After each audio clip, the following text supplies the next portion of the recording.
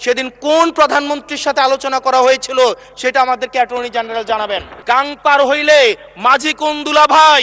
মাননীয় স্পিকার, কিছুক্ষণ আগে আমাদের সর্বশ্রদ্ধেয় মাননীয় সংসদ আন্দালিব রহমান পার্থ যখন বক্তব্য দিচ্ছিলেন, উনি যখন বললেন যে সংবিধান যারা ছুঁড়ে ফেলতে চায় তাদেরকে স্বাধীনতা বিরোধীর সাথে উনি অ্যালাইন করলেন, ট্যাগ করলেন মাননীয় স্পিকার। এবং তখন ট্রেজারি বেঞ্চের সম্মানিত মাননীয় মন্ত্রী যারা ছিলেন তারা সেটাকে টেবিল চাপড়িয়ে সেটাকে সমর্থন দিলেন। মাননীয় স্পিকার, গণতন্ত্রের জন্য যিনি আপোষহীন লড়াই করে গিয়েছেন বেগম জিয়া, উনি বলেছিলেন যেদিন জনতার সরকার প্রতিষ্ঠিত হবে, যেদিন এই পার্লামেন্ট জনতার সরকারের কাছে যাবে, এদিন এই সংবিধানকে ছুঁড়ে ফেলা হবে। ট্রেজারি বেঞ্চের যে মন্ত্রীরা ছিলেন তারা দীর্ঘদিন, তাদের সারা জীবন তারা বেগম জিয়ার সাথে রাজনীতি করেছেন। এই সংবিধান ছুঁড়ে ফেলার সাথে স্বাধীনতা যুদ্ধাপরাধীর অ্যালাইন করার যেটার হাততালি তারা দিয়েছেন, সেটির মধ্য দিয়ে বেগম জিয়াকে তারা মূলত অপমান করেছেন কিনা তারা সেটা ভেবে দেখবেন। মাননীয় স্পিকার, আমি বক্তব্য দেওয়ার জন্য অনেক কিছু রেডি করে নিয়ে এসেছিলাম। আমরা আইনমন্ত্রী বলেছেন রুশু পড়ার জন্য, তারপরে হবস পড়ার জন্য, মদিনা সনদ পড়ার জন্য পড়েছিলাম, কিন্তু আন্দালিব রহমান পার্থ সাহেব যে বক্তব্য দিয়েছেন, আমরা ক্লাস 8-9-এ যে ডিবেট করতাম সেটি রিভার্টাল দিলে 20 মিনিট সময় লাগবে। মাননীয় স্পিকার, আমি ওনার বক্তব্যের রিভার্টাল দিচ্ছি। উনি বলেছেন যে আমি কোট করছি, উনি বলেছেন ৭২-এর সংবিধানের কিছু কিছু বিষয়কে ওনারা সম্মান দিয়েছেন। তার মানে কিছু কিছু বিষয়কে ওনারা সম্মান দেয় নাই। তার মানে এই অভ্যুত্থানের পরে এই সংবিধানের কিছু অংশ ওনারা মেনেছেন, কিছু অংশ ওনারা মানেন নাই। ওনারা কেবল ওই অংশটাই মেনেছেন যে অংশটা ওনাদের পক্ষে গিয়েছে, যে অংশটা ওনাদের বিপক্ষে গিয়েছে এই অংশটা ওনারা মানেন নাই। মাননীয় স্পিকার, এই ধরনের প্রকৃতি সম্পন্ন যারা আছে বাংলাদেশের পার্লামেন্ট যারা দেখছেন তারা সিদ্ধান্ত নেবেন, যারা কখনো কখনো কনফর্মিস্ট, যারা কখনো কখনো রিফর্মিস্ট, তারা মূলত অপরচুনিস্ট। এখন আমি সংবিধানের কিছু কিছু ধারা মানব, কিছু কিছু ধারা মানব না। আমি কখনো কখনো সাংবিধানিক, কখনো কখনো আমি অসাংবিধানিক। মাননীয় স্পিকার, যখন ডক্ট্রিন অফ নেসেসিটির প্রশ্ন আসে, মাননীয় স্পিকার, এই এক্সিস্টিং সংবিধান অনুযায়ী যখন 7A এবং 7B বলবৎ থাকে, সেই জায়গা থেকে আইনজ্ঞরা, মাননীয় স্বরাষ্ট্রমন্ত্রী উনি থাকলে ভালো হতো। ডক্ট্রিন অফ নেসেসিটি মাননীয় স্পিকার 48-এর 3 অনুযায়ী রাষ্ট্রপতি সুপ্রিম কোর্টের মাধ্যমে একটা এই 106-এর অ্যাডভাইজরি একটা রুল আছে মাননীয় স্পিকার।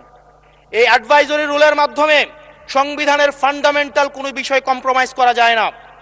মাননীয় স্পিকার, যদি আমি এই সংবিধান মানি তাহলে এই অন্তর্বর্তীকালীন সরকারের বৈধতা প্রশ্নবিদ্ধ হয়। মাননীয় স্পিকার, মাননীয় স্পিকার, যদি এই সংবিধানকে আমি ধারণ করতে চাই, মেনে চলতে চাই, সেদিন 64 বিধি অনুযায়ী অ্যাটর্নি জেনারেল নিয়োগ দেওয়া হয়েছিল 6 আগস্ট।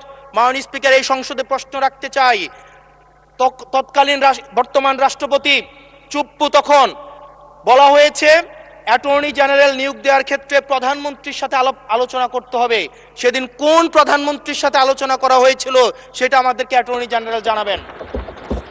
আমাদেরকে অ্যাটর্নি জেনারেল জানাবেন যেই হিয়ারিংটা হয়েছিল এই হিয়ারিংয়ে উনি উপস্থিত ছিলেন কিনা।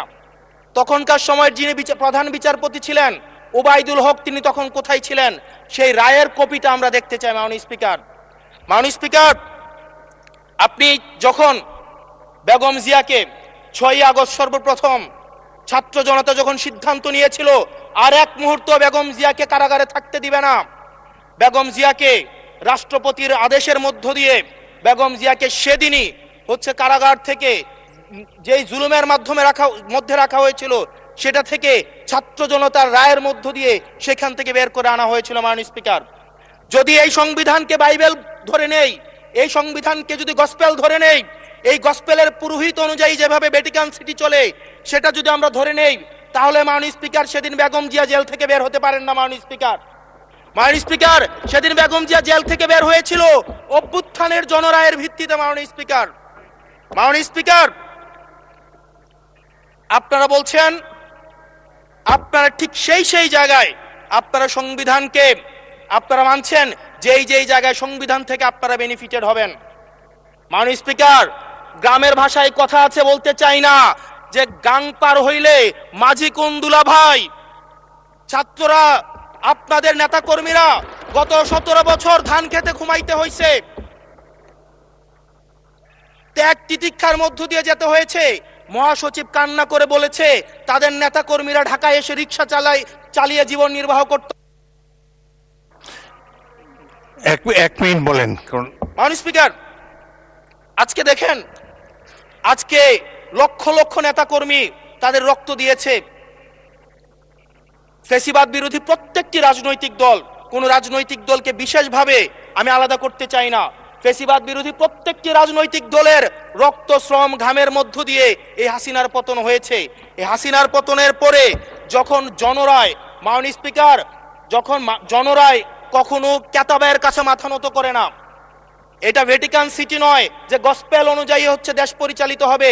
68% জনগণ তারা সিদ্ধান্ত জানিয়ে দিয়েছে এই সংবিধানের যেই বেসিক স্ট্রাকচারাল জায়গায় কোন জায়গাগুলোতে রিফরমেশন আনতে হবে। মাননীয় স্পিকার আন্দালিব রহমান পার্থ সাহেব বলেছেন যে অর্ডারে নাকি হচ্ছে সংবিধান সংস্কার পরিষদের গঠনটা নাই। উনি যদি একটু পরিশ্রম করতেন, জাস্ট একটা পাতা উল্টাইতেন, একটা পাতা পরেই বলা হয়েছে সংবিধান সংস্কার পরিষদ গঠন যদি জয়যুক্ত। ধন্যবাদ মাননীয় সদস্য, ধন্যবাদ।